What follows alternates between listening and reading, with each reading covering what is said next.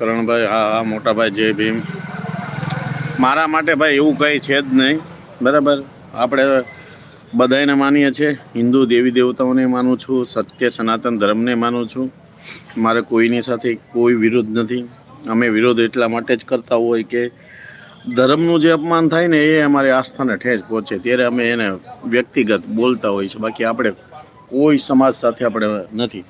અત્યારે આહિર સમાજને ઠાકોર સમાજ ને કોળી સમાજ સાથે જે વાતચીત ચાલે છે, બરાબર.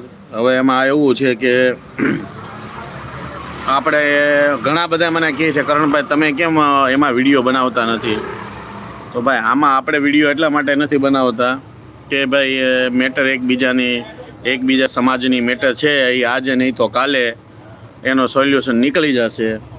અને એકબીજા જે આહિર સમાજ હોય કે મારો કોળી સમાજ હોય એ બે ડિસિઝન લેશે, ખોટો વિવાદ ન થાય એ સારું, બરાબર. આમાં પોલિટિક્સ બીજા ન રમી જાય.